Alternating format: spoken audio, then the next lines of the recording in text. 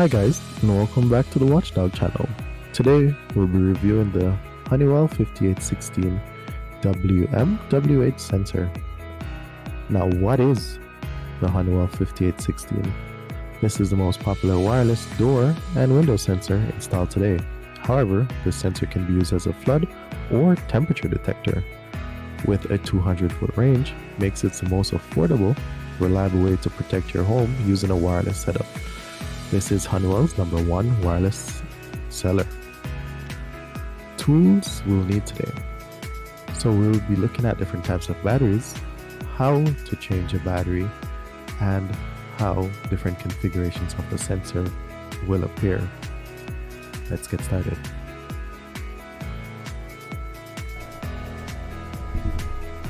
Alright, so here we have the Honeywell 5816 packaging. On here it does, let's get it in focus. It is the Honeywell 5816WMWH wireless door window transmitter with a magnet. Compatible with a 580 wireless technology, includes 2 unique zones, easy open case, and here on the back you'll see what the diagram looks like. Now let's show you what the sensor actually looks like.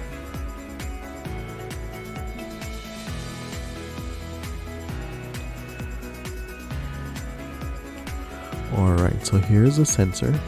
That's the main sensor that we'll be using. This is the backing plate for the sensor, the magnet, and the backing plate for the magnet. Now these can be screwed or attached with adhesive to the wall. Now here, batteries that this sensor will take. Now it does only take one battery, but here are 2 different types of batteries. Let's just get them in focus here. Now this is a Duracell battery, and this battery, this sensor only takes lithium battery, and this battery is a CR17345. If you notice, it's a 3 volt, and it does have the 1, 2, 3 on there. Now look at this other battery. This is a ProCell. Now this is also a lithium with the 3 volt, and it's known as a CR123A. And there you go. So now it's in focus. You'll see the lithium right there, and a CR123A with a 3 volt. Now both batteries are the same.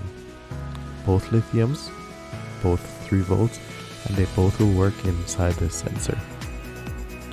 Alright, so let's just put them down here and let's get to the sensor.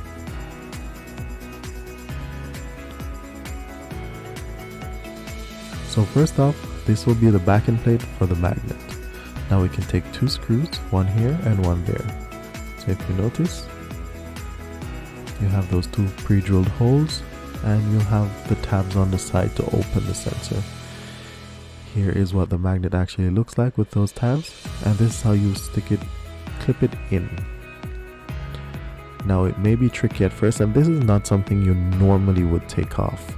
So if you see this piece, if it has fallen off, you'll see later on in the video how to properly put it back if it uses the adhesive taping on the back.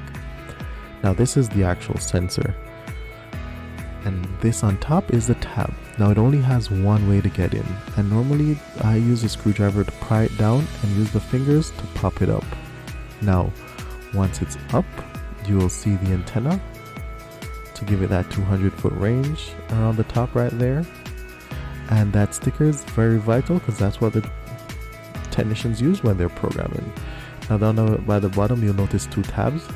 Ensure that that sits properly in those tabs, as if it doesn't, you will not get that tamper switch right here to be depressed properly, and the sensor will not be restored. So you'll get calls from your monitor and saying it's not restored.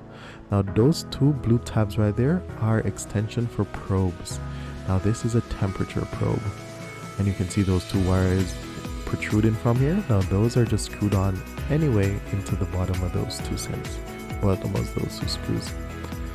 So here again is the same sensor with a different configuration. Now those two leads, they don't have a negative or positive as it's a low voltage, so any two goes into any side.